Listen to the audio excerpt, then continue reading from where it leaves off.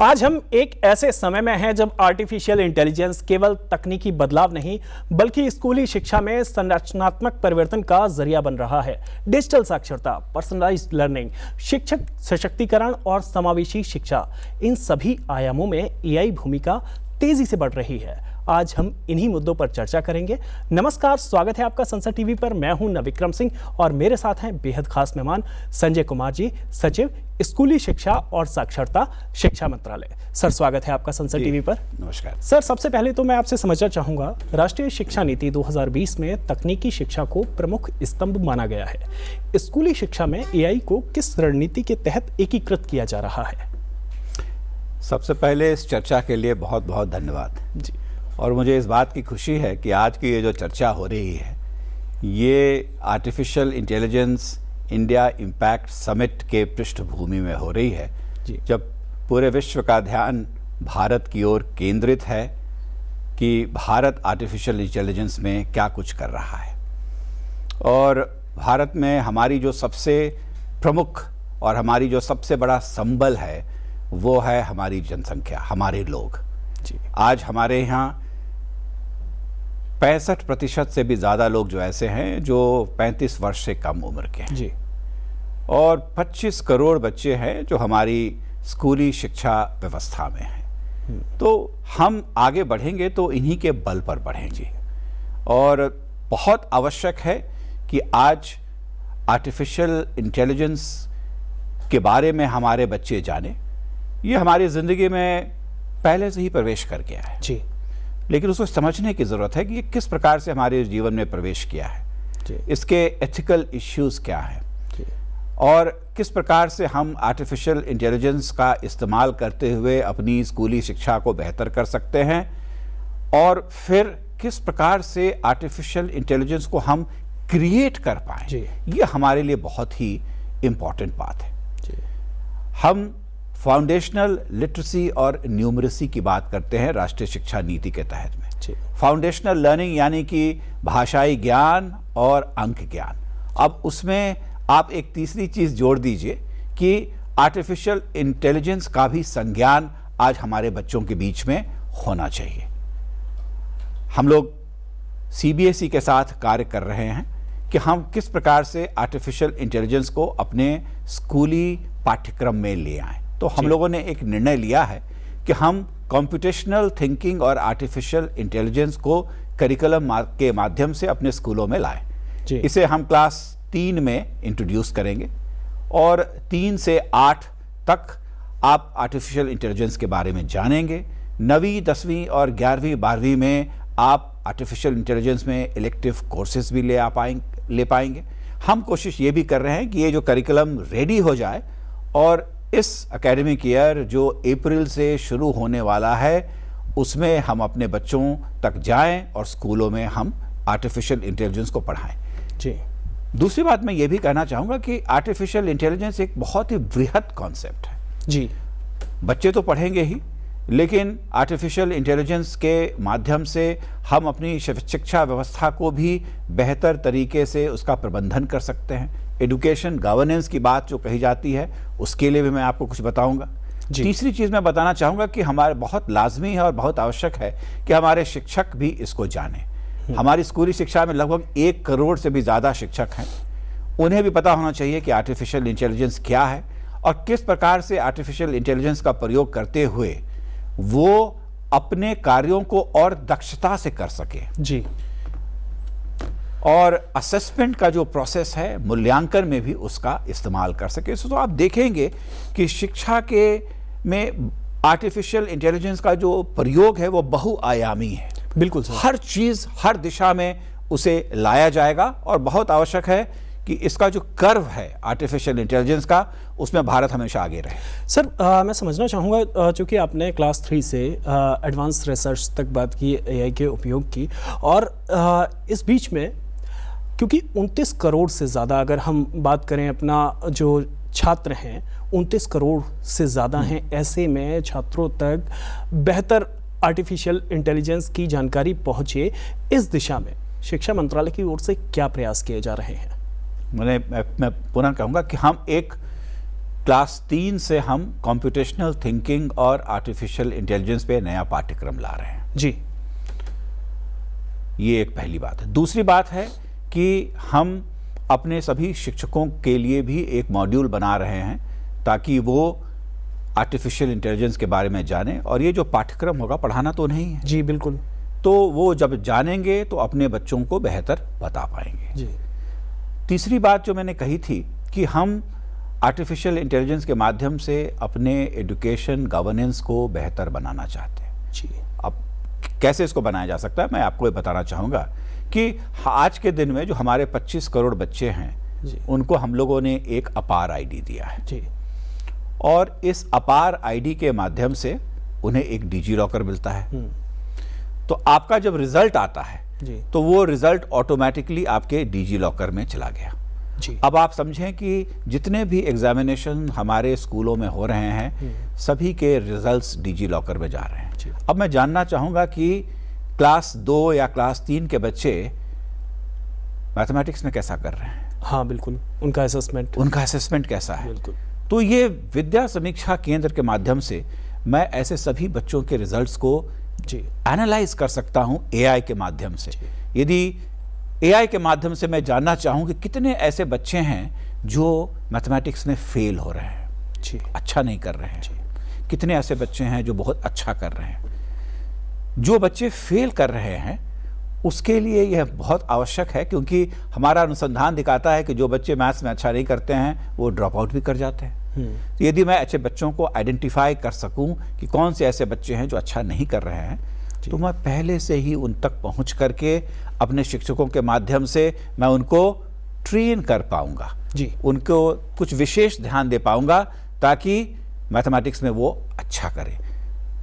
बिल्कुल। मैं एक शिक्षक हूं, मैं कुछ पढ़ाना चाहता हूं, मैं एआई के माध्यम से मैं जो भी पढ़ाना चाह रहा हूं उसके लिए कंटेंट का जो क्रिएशन है वो एआई मेरे लिए कर देगा जी। उसको मैं अपने स्मार्ट क्लास पे भी ले जा सकता हूं या मैं उससे प्रभावित होकर के मैं पढ़ा भी सकता हूं। असेसमेंट करना है अपने बच्चों का, उसमें भी एआई आपकी मदद कर सकता है। तो आप देखेंगे कि आर्टिफिशियल इंटेलिजेंस के माध्यम से मैं बहुत कुछ कर सकता हूं जी। कुछ वक्त तक बच्चे स्कूल में हैं जी। और ज्यादा वक्त स्कूल में नहीं है, तो 24/7 पढ़ाई भी कैसे हो वो भी एआई के माध्यम से किया जा सकता है जी। और लेकिन एक जो चिंता है और शंका है डिजिटल डिवाइड की, क्योंकि देश में एक बड़ा डिजिटल डिवाइड है। दूर दराज के इलाके हैं, वहाँ तक पहुँच बनाने के लिए सर आप लोगों की तरफ से क्या प्रयास किए जा रहे हैं? देखिए, पहली बात है कि हर स्कूल में डिजिटल एक्सेस होना चाहिए जी, इंटरनेट की कनेक्टिविटी होनी चाहिए। आज के दिन में जो हमारे पास आंकड़े हैं, लगभग 60% जो हमारे स्कूल हैं पूरे देश में, वहाँ पर इंटरनेट की व्यवस्था है और कंप्यूटर की व्यवस्था है।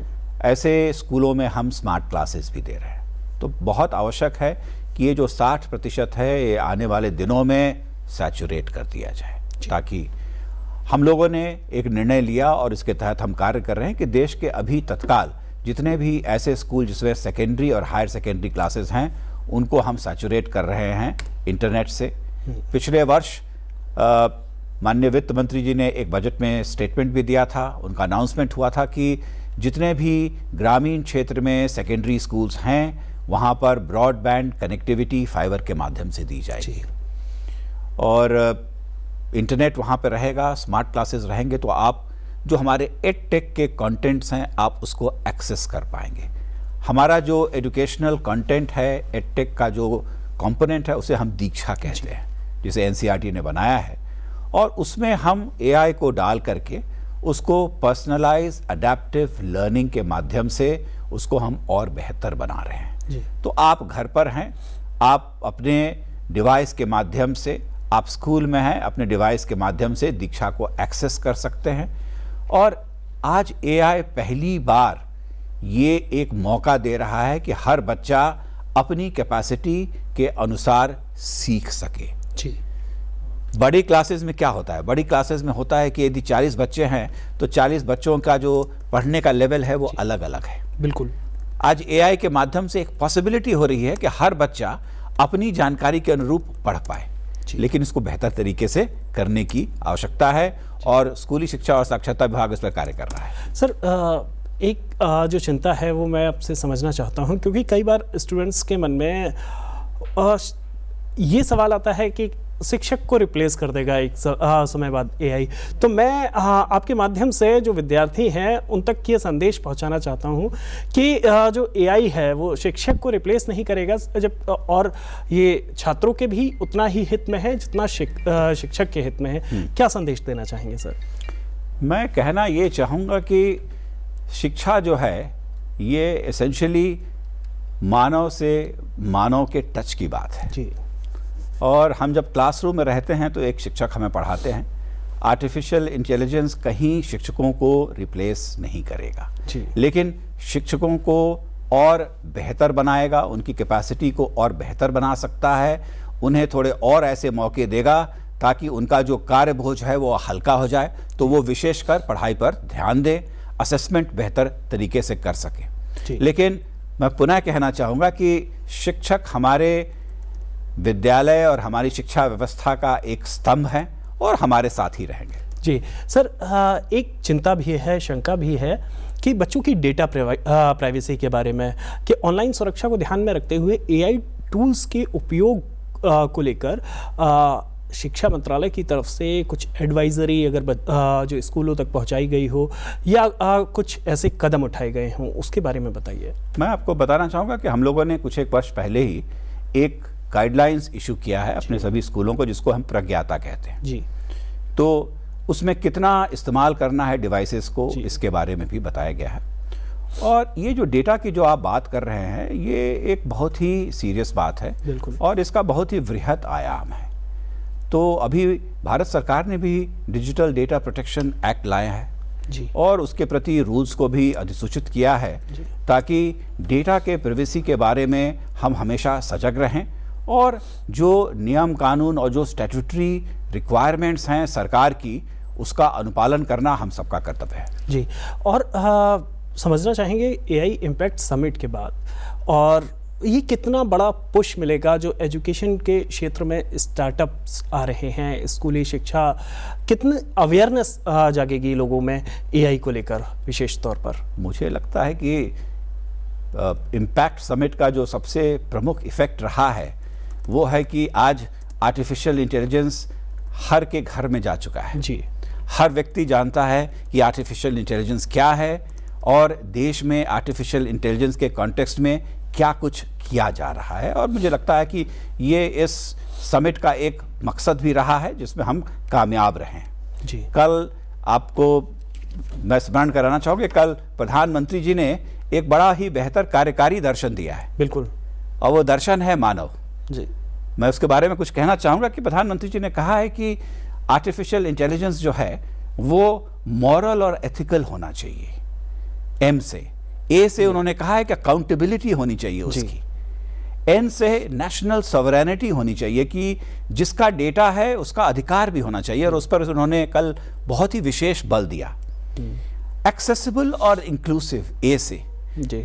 हर को आर्टिफिशियल इंटेलिजेंस की सुविधा मिले और ये जो ग्रोथ हो आर्टिफिशियल इंटेलिजेंस का वो समावेशी हो जी। और अंततः जो वी है, वी का मतलब है कि वैलिड और लेजिटिमेट होना भी चाहिए जी। तो इस मानव, ये जो 5 शब्द है और जिसको उन्होंने ह्यूमन की संज्ञा दी है, इसमें पूरा का पूरा आर्टिफिशियल इंटेलिजेंस का कार्यकारी दर्शन छुपा हुआ है और हम लोग इससे गाइडेड हो गए जी। प्रधानमंत्री ने एक और दिलचस्प बात कही रीस्किलिंग को लेकर, अप स्किलिंग को लेकर, वो आपसे समझना चाहूँगा कि ख़ास तौर पर अगर हम बात करें जो पूरा जो शिक्षा मंत्रालय में के तहत जो स्कूल आते हैं, केंद्रीय विद्यालय आते हैं, बड़ी संख्या में अध्यापक हैं, उनकी आपने बताया, लेकिन विस्तार से समझना चाहेंगे कि अप स्किलिंग रीस्किलिंग के लिए आपकी ओर से क्या निर्देश जारी किए गए हैं? मुझे बड़ी खुशी है कि आपने ये बहुत ही महत्वपूर्ण बिंदु पर ध्यान आकर्षित किया है। राष्ट्रीय शिक्षा नीति स्किल पर बहुत ही ज़्यादा बल दे रही है। 6ठी, 7वीं, 8वीं में हम स्किल को इंट्रोड्यूस कर रहे हैं। 9वीं, 10वीं, 11वीं में स्किल को एज अ सब्जेक्ट भी आप ले सकते हैं।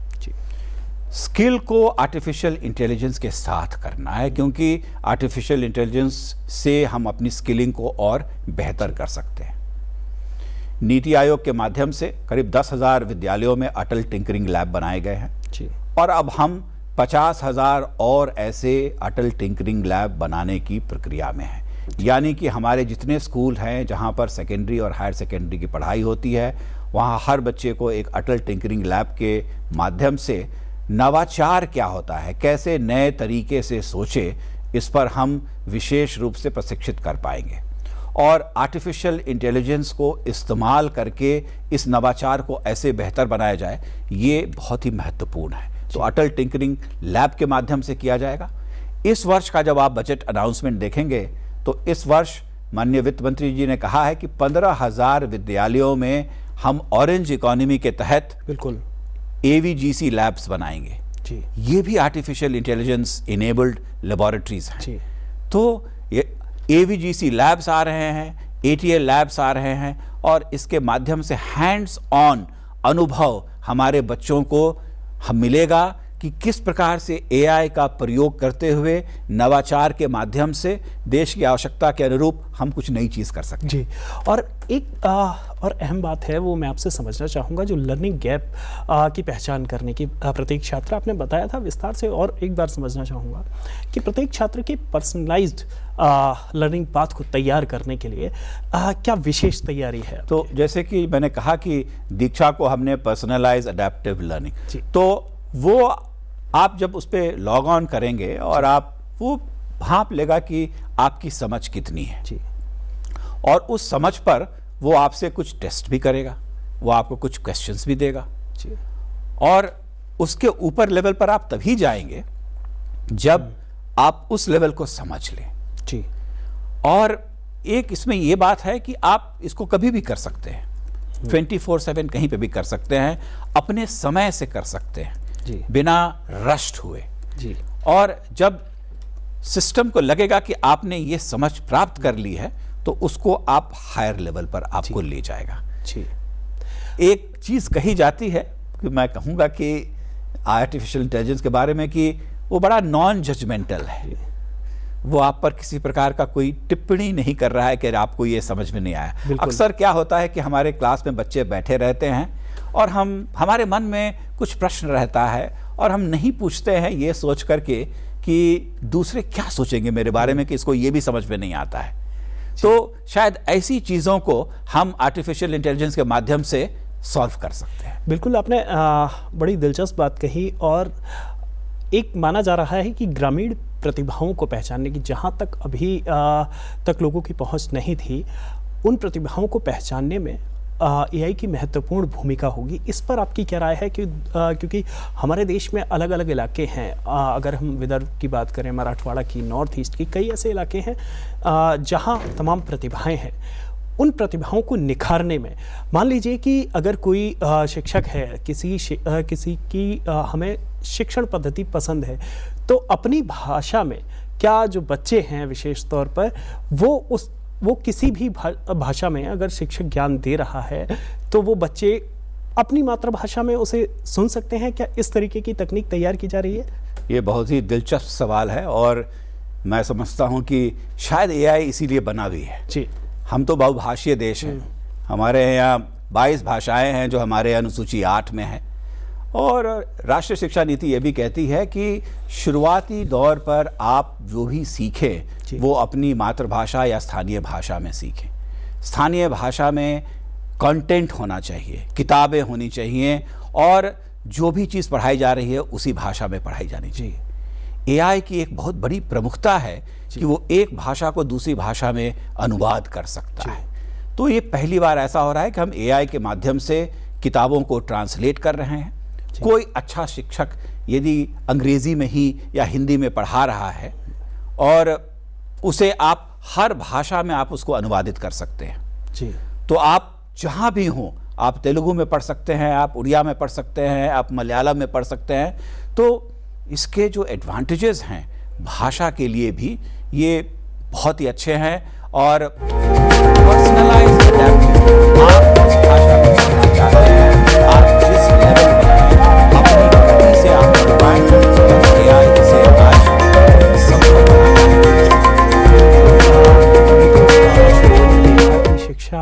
में विशेष तौर पर एआई को लेकर जो पहल की गई हैं, क्या भविष्य में हम मान सकते हैं कि एआई आधारित जो शिक्षा है उसमें भारत एक वैश्विक नेतृत्व की तरफ बढ़ रहा है? हम एक एजुकेशनल स्टैक अपने लिए क्रिएट कर रहे हैं जी, और भारत का एक अपना अनुभव है, भारत की एक अपनी स्ट्रेंथ है जी, और मुझे लगता है कि ये जो ग्लोबल साउथ की बात कही जाती है, जी, तो हम ऐसा कोई डिजिटल पब्लिक गुड जो आर्टिफिशियल इंटेलिजेंस पर आधारित हो, हम जल्दी स्थिति में भी आ सकते हैं कि हम एक डिजिटल पब्लिक गुड बनाएं जिसे हम करिकुलम एग्नोस्टिक बना सके, यानी कि उसका इस्तेमाल हमारे देश में भी हो और दूसरे देशों में भी हो जी, और हम इसके माध्यम से दूर भी जा सकते हैं, दूसरे देशों की भी मदद कर सकते हैं। आई थिंक मैं पुनः कहना चाहूँगा, this is part of India's soft power.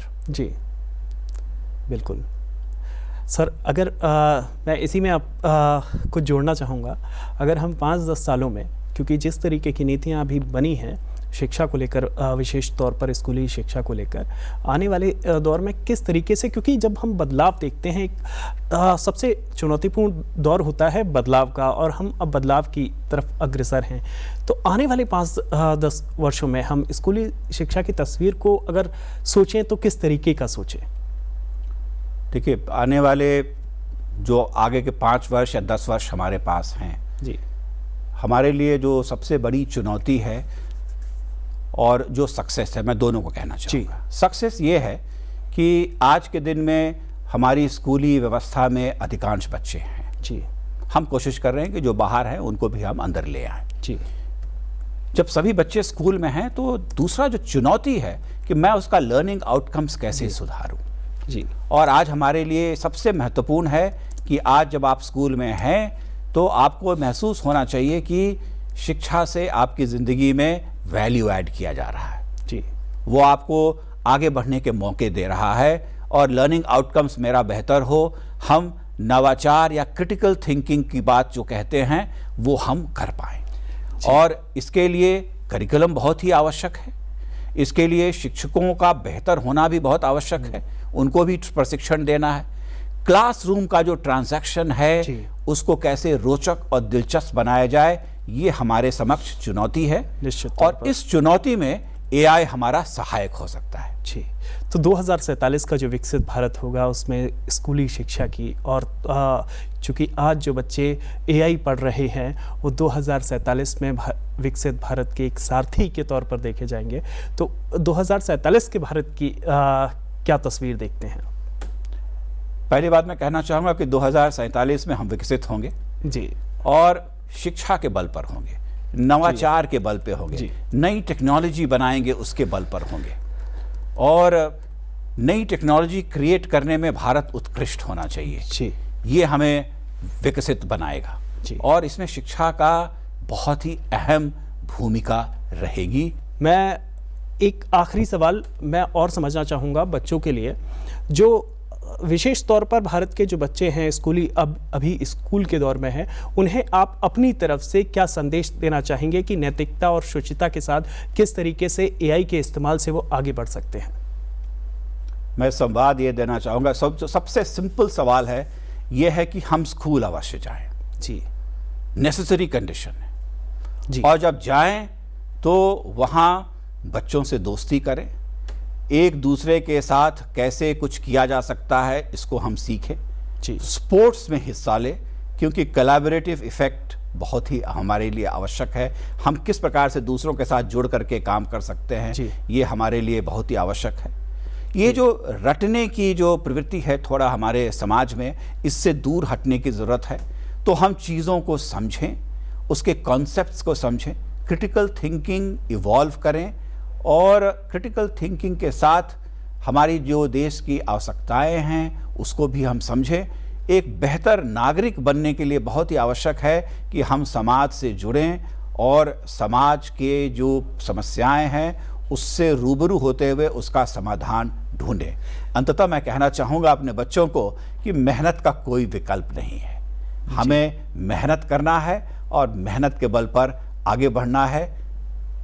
बिल्कुल, निश्चित तौर पर जिस तरीके से आपने कहा कि रटना एक चुनौतीपूर्ण विषय है और अगर आप रटते हैं समझने की बजाय तो हो सकता है कि आप पीछे रहें, चीज़ों को समझें और नवाचार करें।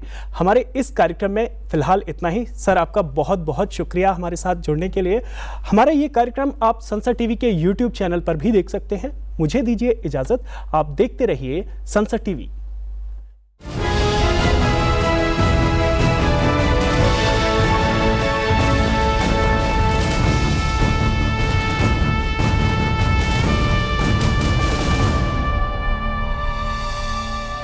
क्या